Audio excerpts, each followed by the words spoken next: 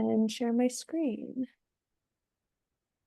So we are, and I see a lot of familiar faces on the second iteration of our Materials Pledge open office hours.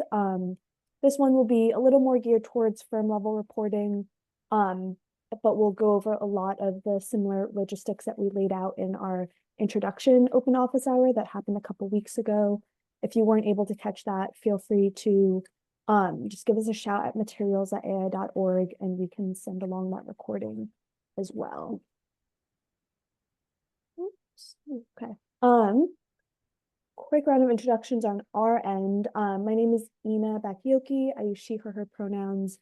I am the Climate Action Program Manager alongside our Program Director, Melanie. And we both work on both the Materials Pledge as well as the AI 2030 commitment. So knowing that both are kind of our AI's key climate pledge programs that follow a similar framework in terms of reporting and signatory structure, noting that they are kind of the two really important pathways that architects and designers can address climate action, sustainability, and resilience in their practice and firm operations. I'll give it over to Melanie for a quick introduction, and then we're joined by Jay, one of our Materials Pledge co-chairs. Great, thanks. I'm Melanie DeCola. I've been at AIA a little over 5 years now, but the bulk of that time was on the research and economics team, but excited to be working on the pledge programs now with our working groups and helping the Materials Pledge grow and expand. And before I came to AIA, I was in practice on the marketing and research side. And just to note here, we have one more session coming up on the project and product level metrics as well. So if you have questions on those, and you can put them in the chat today, and we'll try to get to some of that, but there'll be a whole another session for you to dive into that. I'll just quickly say hello. Jay Heinmarsh here with Miller Hall in Seattle. And I excited to be the incoming co-chair for the Materials Pledge Working Group this year, and have been participating and working and still struggling with materials. So hopefully everybody understands it's a safe space to share where you're at, and really just want to hear how we can all work together to help with, today we're going to focus obviously on firm reporting issues, but in general, if you have signed but haven't reported or are considering signing, let's dive in and see how we can support you. Thanks, Jay. Thanks, Melanie.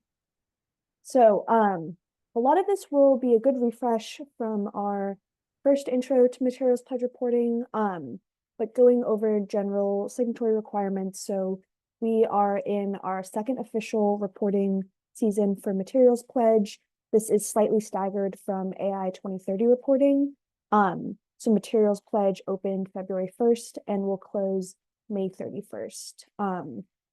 So those two links that you should have received, but you haven't received, give us a shout, for both the firm level reporting and the optional project and product level metrics, close May 31st, and that is a hard and fast deadline. So if you all are familiar with AI 2030 reporting, you'll know that sometimes you can sneak in that submitted portfolio past the March 31st deadline, because the DDX doesn't close ever.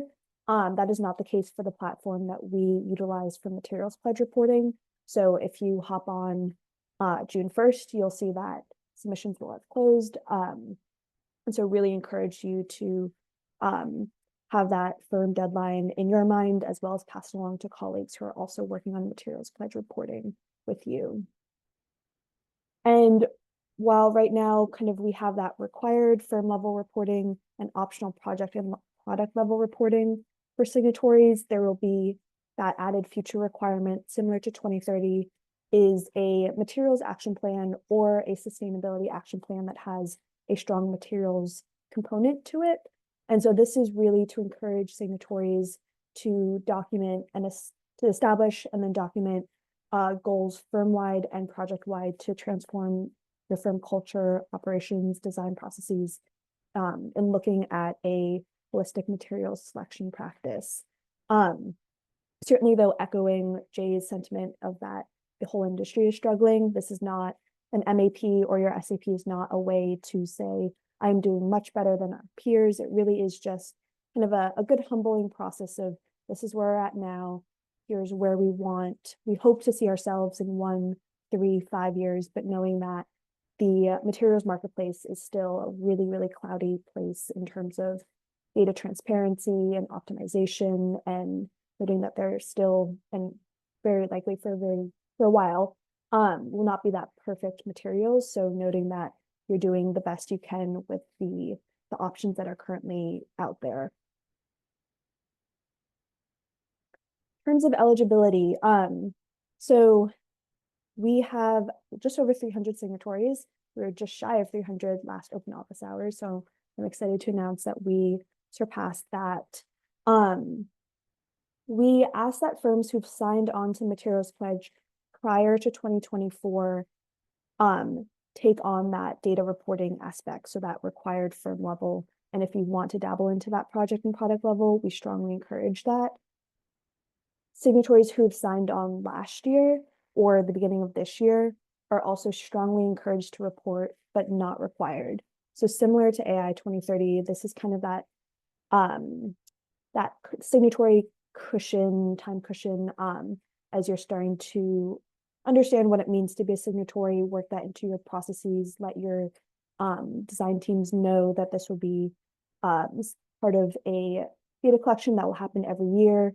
So noting that if you signed on a couple months ago, you're probably not in a place that you're ready to report, and that's okay. But if you are, I would strongly encourage you to start with the firm level.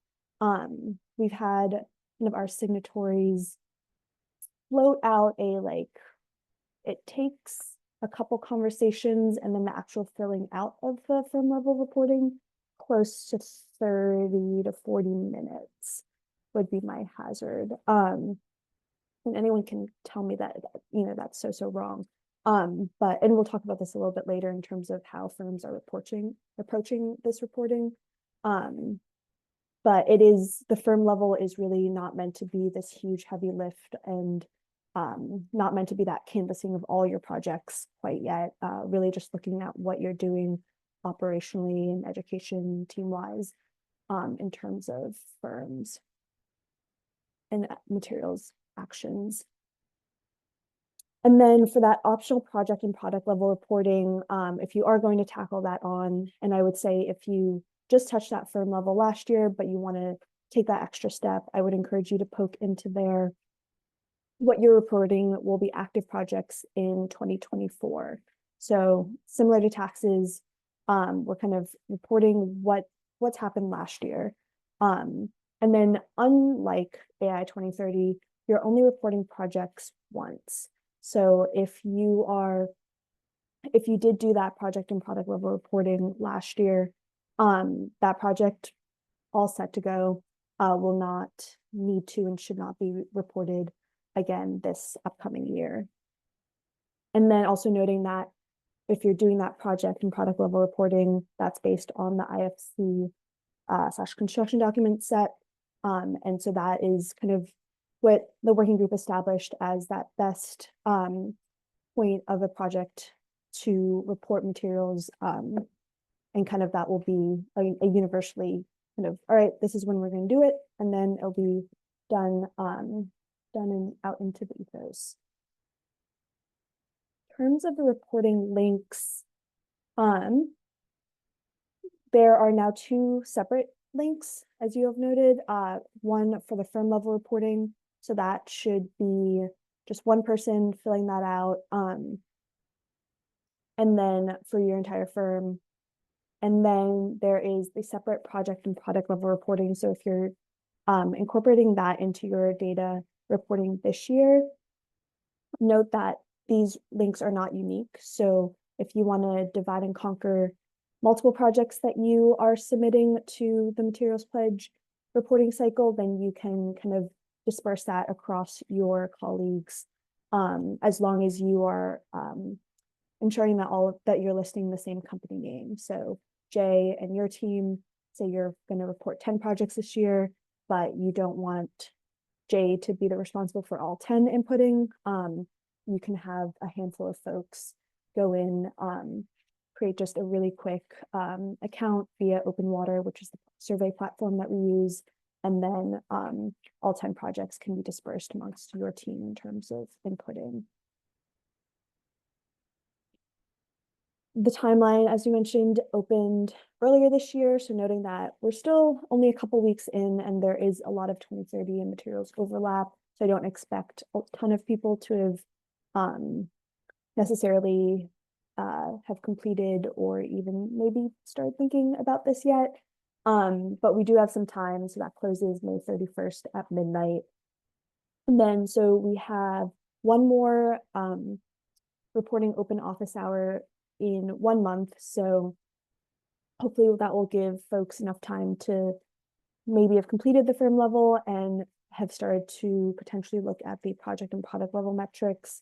And so that will be on March 18th at 3 p.m. Eastern. And that's where we can dive into any nitty-gritty questions you have on those, as well as look through our new tracking spreadsheet that's will hopefully help folks collect all that data they're inputting.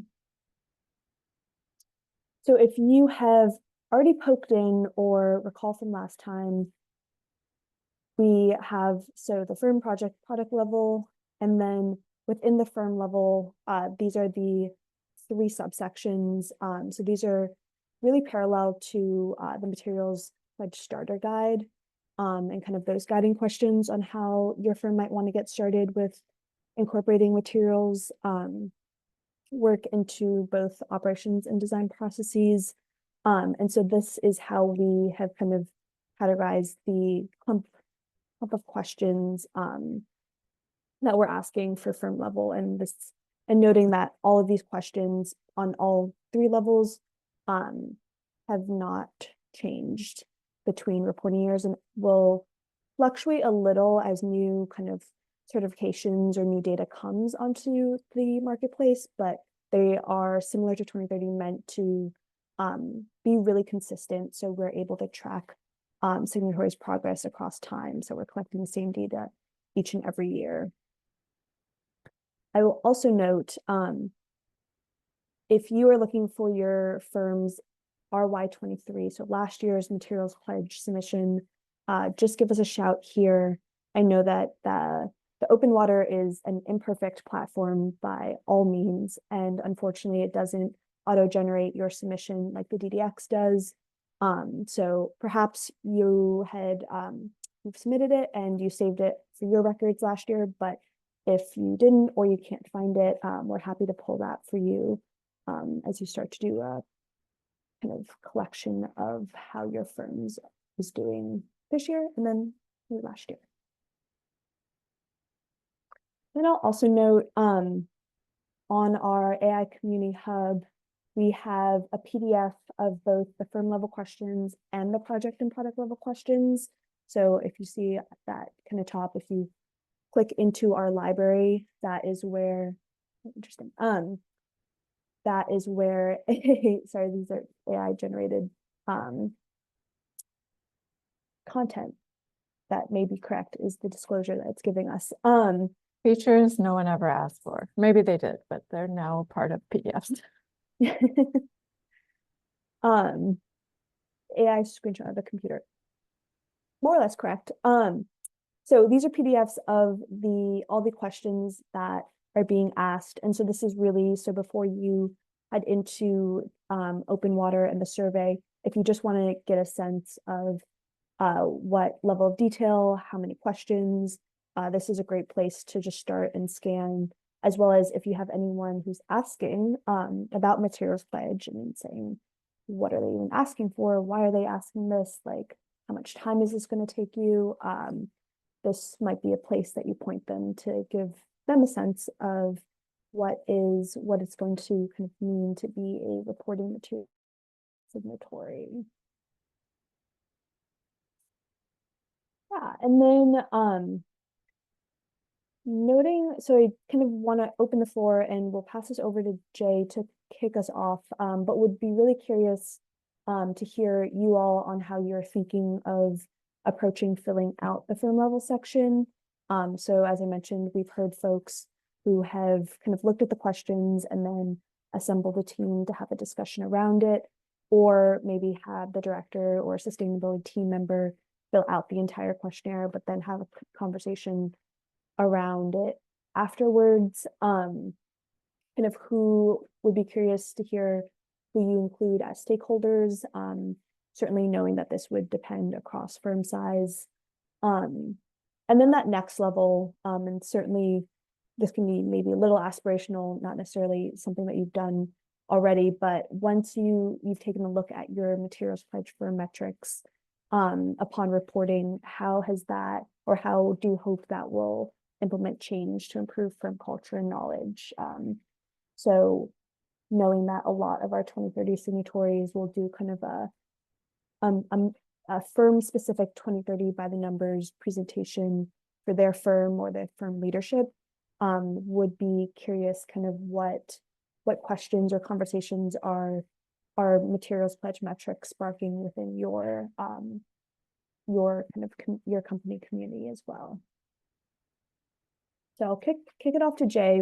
Feel free to answer any tidbits in the chat, or this is kind of the end of our presentation side, so we have a lot of time for conversation and questions as well. Yeah, thanks, Ina and Melanie. I'll jump in just to share a little bit about how this went for Miller Hall last year at our firm. And I'm assuming, and y'all can type chat or come off and share. I'm assuming we've got folks on the call today that maybe did report last year and some that didn't. So we have two offices. We're over 100 people. We have a main office in Seattle where I'm located. We have a smaller office down in San Diego. Our sustainability team, though, it's just under 3 FTE folks, and we are all based in Seattle. But so we cover both project sustainability and then kind of firm sustainability, but for both offices out of Seattle. So we actually have my colleague do nearly all the reporting last year, but in terms of the firm portion of the questions, for us, we in our team had probably, I'd say 95% of the information in our wheelhouse, just understanding, yes, the firm has a commitment, and we've had that for a long time around materials. I think some of the questions that sparked more conversation just within our internal sustainability team were questions about hey, how do you feel firm leadership feel what's their expertise level in human health versus social health and equity, so some of those questions I think got to interesting conversations for the firm reporting piece, both before and after the results of the reporting came out. And I've heard that actually from a number of other folks at firms too, to maybe think about some of these questions as opportunities, as Ina said, to ask some hard questions about who makes design decisions and in selecting materials and for what types of products, right? So I think we answered a lot of questions well, a lot of folks pick materials, not always the same folks in all of the same spec sections or project types. So there's a long-winded way to saying it varies, but I think maybe you said this at the beginning, it's still the reporting hopefully still feels like a choose your own adventure, if you're old enough to know what those books were. It hopefully the structure is simple enough that if you're able to just do the firm reporting and maybe a project or a product, it's flexible enough that you can do that without a exorbitant amount of effort. Or if you, let's say, like this is our second year, so we're going in, our team has pulled our list of projects from last year and looked at, okay, well, here's our new list for this year, and we only did 3 projects last year, and maybe it's going to be 8 this year, and here's the product types we're going to report on. Basically, just to help us like empower us to think about, what types of products might make sense for projects, might make sense for reporting, and why. Anyways, that's been really insightful for our team. I just would offer that. And then we are also, I'm sure others are in this boat where our sustainability action plan is quite a few number of years old. So we're in the process of revamping that right now and are looking to, formalize and synthesize some of our materials commitments in a way that, reflects the pledge and lots of other great new thinking. So it's perfect timing to say, there's a lot of balls in the air, but it's exciting to have, the pledge and the reporting metrics here that harmonize with lots of other efforts in the material space to lean on and say, look, we're a firm, we do sustainable work, we do projects of all levels of sustainability, but we're also, one of 300 firms that can leverage the pledge and the reporting data to say why, on every project, like if every reporting firm last year was able to identify like, human health reporting for carpet, like we should be able to be asking for that on every project and every product on new projects going forward. Anyways, hopefully that makes sense. But yeah, happy to answer specific questions about our effort, or would love to hear others experience this year and what they're thinking last year and what they're thinking about for this year with the firm reporting.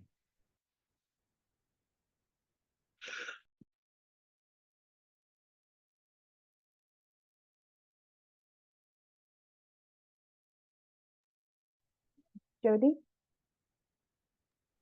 Jay, do you want to, or could you talk a little bit about what, I mean, at least on some level of what your process looks like for deciding, like what projects make the list, if you will? Yes, absolutely. Actually, Ina, if you look, can I share? I don't know if I have privilege to share. I'll actually show you what since we're not supposed to be making spreadsheets anymore, right? Like it's a spreadsheet, right? We actually I had to go ask Ina to make sure I had the list of the projects from last year, and I'm actually like super jazzed this year that we can be talking to project teams and partners and the firm in general about, hey, it's not just materials pledge reporting, but let's think about the logic behind both 2030 and Mm-hmm. materials pledge reporting. I feel like anyways, great to be here. Like it I was just, just say that's I was just say we've got the situation that like the conversations around materials and materiality and specification goes quite well. The reporting piece is like I feel like for at least for my teams like kind of throwing a wet blanket on it like oh and we have to report on this like yeah, we're having the conversation. yeah. And I know I'm gonna, So so I love this question, Jody, and I know it gets right into like projects and product reporting, which I think is the next office hour. But like, I mhm. guess what I was just talking to my team this morning, like, because we also have, we have a dedicated sustainability team of us, whatever, 3 people, 2-ish FTEs, but we also have try to identify in every project a sustainability lead. Mhm. Sometimes that's one of us. Often it's, some PA or someone else, but get a representative on each project. Um, Basically making sure that the projects that we're identifying for materials reporting, has a champion that knows enough about the project and the material selections, right? Because we're still in this boat where we're talking about, the pledge is really just about design at this point, right? We're like Mhm. 2030, we're capturing how are we making choices about design. We'd love to talk about procured what are we actually doing? Right. But What's we're getting still, installed? yeah, we're still here in design. Anyway, so like, I think this has been, it's a spreadsheet, but it's just helped us like, why, if we had 3 projects last year, maybe we're going to do 7 this year. And just given was close to being in construction last year, and like not just the high sustainable projects, but like the TIs or the Well, that existing was another, building yeah, I was gonna say that was renovation, another like question is like, are you just reporting, not that this is a problem, but like, are you just reporting your best projects, right? Are you just showing your best work versus, absolutely not. okay, That, and again, like that's my personal opinion. I see Misha here, so I want to hear his opinion too. But like, I feel like when we put a lot of the framework together for the pledge reporting, it was, I think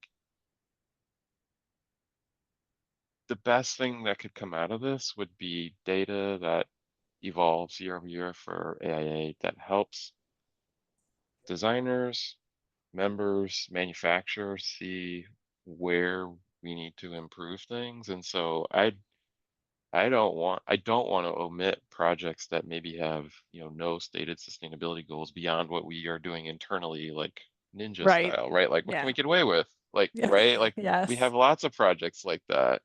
Um, and we also have projects, you know, doing lead and living building. So like I'm a proponent of, if the project has a champion, the documentation has been collected for, reasons, some reason, and it's not an inordinate amount of work, then I think let's report it and let's be honest and be transparent with what we're doing as an industry so that, we can continue to optimize and move on. But anyways, that's a lot. Oh, I love the Thank question. you. Thank you. Thank you.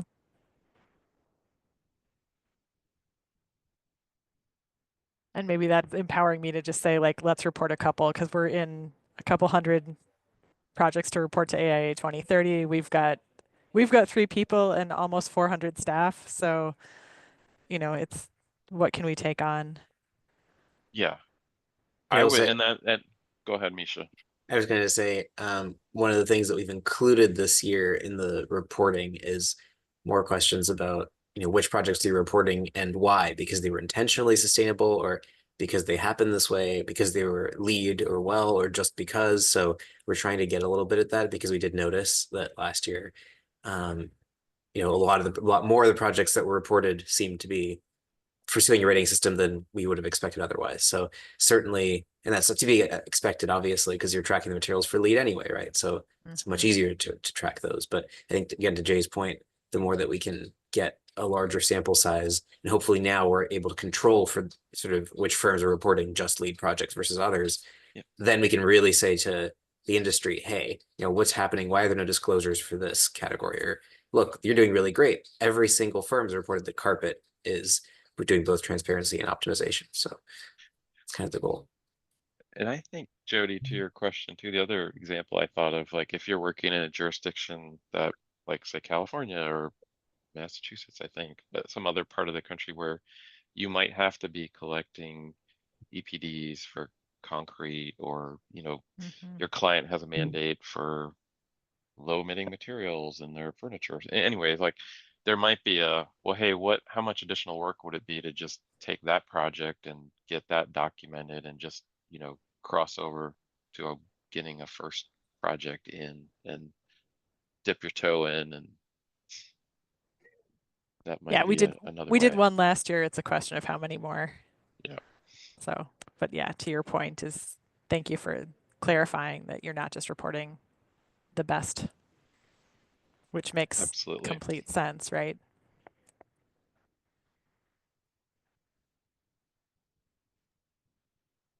We shall put you on the spot again. And I dropped the questions in the chat, and kind of would be curious to hear how, now this is your second time reporting for Centerbrook to Materials Pledge.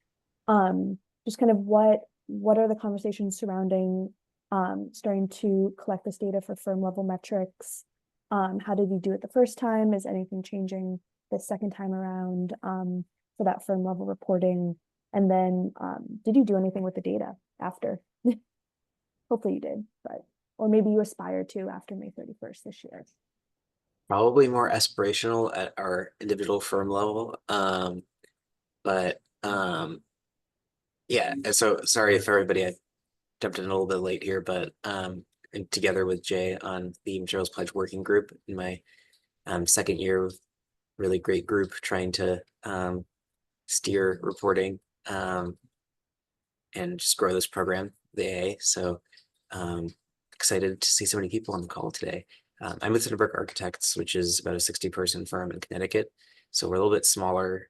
We don't have a dedicated sustainability team per se. I'm the sustainability coordinator for the firm, but I also do project work. So I'm not full-time on my sustainability role. So we definitely have to be pretty efficient about all of our work for the Climate Pledge programs, which over the years we've tried to, there are certainly Excel spreadsheets, especially for this level of reporting. But what we've really tried to do is streamline how we collect information for each project for both programs by integrating it into Revit, which is the program that pretty much we work in exclusively. So that's been kind of the way they try to operationalize the data. I would say that the biggest thing is at a firm level is overcoming, I would say, what feels like the incredible mountain people have to climb in order to be literate enough to get this information themselves. I think a lot of the time people feel like, oh my God, this is like weeks and weeks worth of work to vet these materials or to even start to put together a plan for this project or to tell the client kind of what we're going to do. So I think a lot of that change management, if you will, is providing some step stools for people. And the more that we can do that, and the more we can train people and say, hey, actually, this data is here, and I'm here to help, and it's not going to take you all day. We're just going to go through and vet and make sure we don't have any problematic materials as a starting point. So to me, that's been kind of the biggest thing to try and implement at a firm level.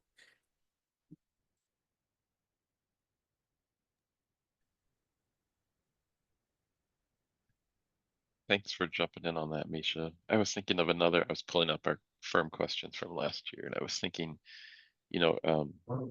as a recovering specifier, I would encourage you to, like, if this is a great tool to, like, ask some really hard questions in your firm about who's making the decisions about products. Because I feel like it's okay. Like, I know, even in my firm, I've been here almost 3 years now. Like, I still don't know who makes some of the decisions. Like, there's, the spec writer who might be making some decisions about products that, are either in the, the firm master spec, or the client directive. And then we've got designers, anyways, like, I do think this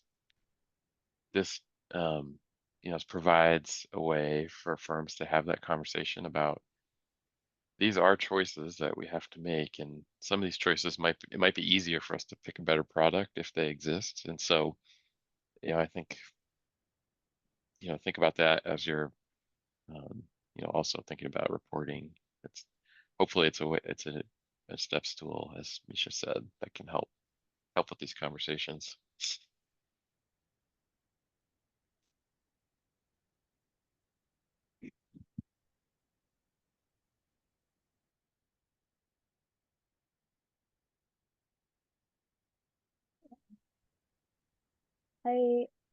So I'll note two things. One, we technically have this session until the 45 mark. So I wanted to give folks hopefully a 15-minute-ish break before, if you have another meeting jumping on at the hour. But a question that has kind of cropped up and something that we ended up publishing in last year's first ever materials by the number was the graph on firm leadership knowledge across the 5 impact categories. And I would be curious, and picking on Jay and Misha because they're here on camera representing our working group, but kind of what did that conversation look like with your firm leadership? Did that raise any kind of like, maybe we're a little bit too strong in one impact category, want to focus on another impact category? Did they just send along kind of their self-evaluation of those of their knowledge and then called it a day? Or did you kind of I don't want to say guess, but like make an educated guess for your firm leaders, knowing that like on smaller firms, it's a bit easier to kind of know where your peers' expertise are.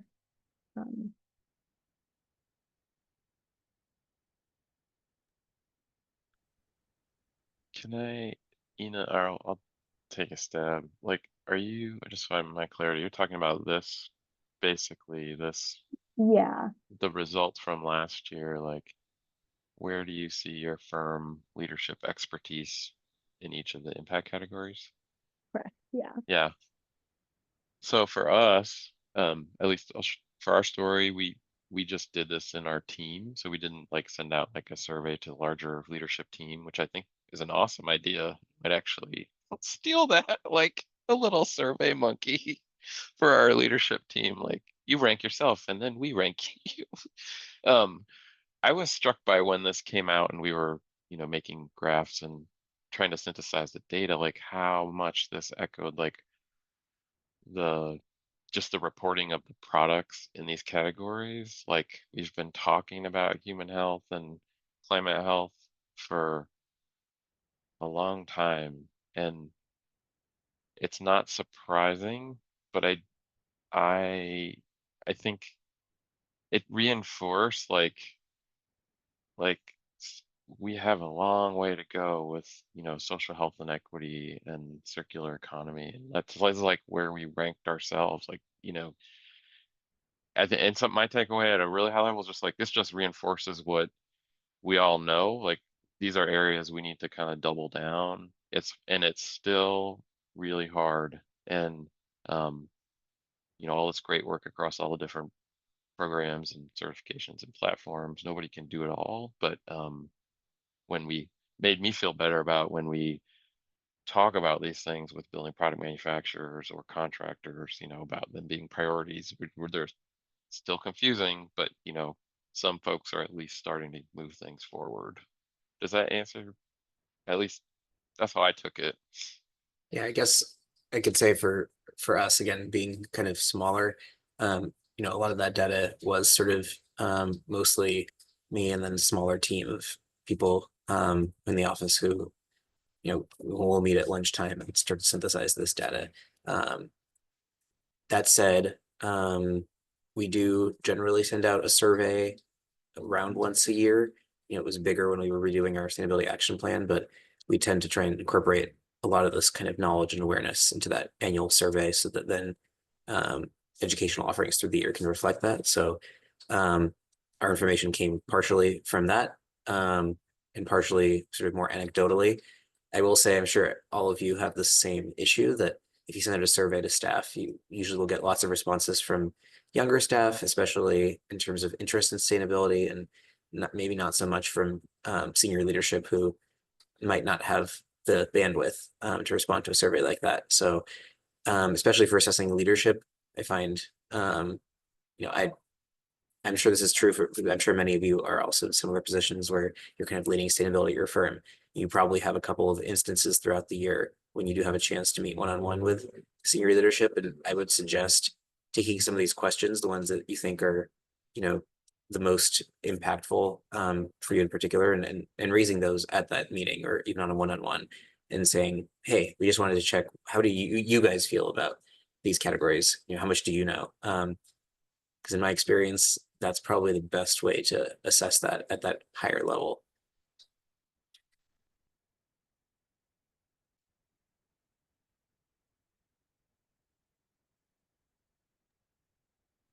Thanks, Jay and Misha. 2 minutes out, I would encourage folks to put in the chat what is one materials related firm level goal you have for this year. It can be as simple as just get our first round of reporting done. It could be as numeric as put on 5 materials related education sessions. It could be hiring someone who is more focused on materials for your sustainability team. Would just be curious kind of where folks are at on that firm level side.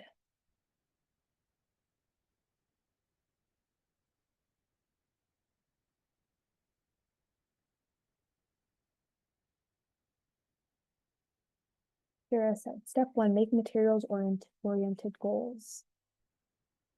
Perfect for materials action plan, if I do say so myself.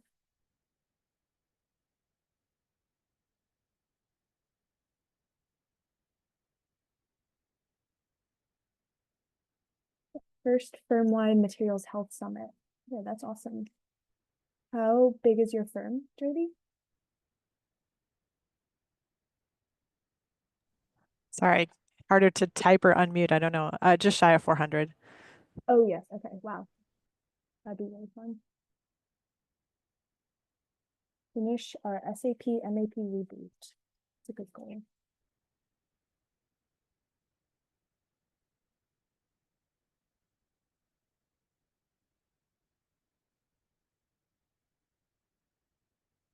All of our projects into the new Revit material schedule. I'll sync with MP and leave V5. Woohoo. And then you can help with our crosswalk in the future data crosswalk.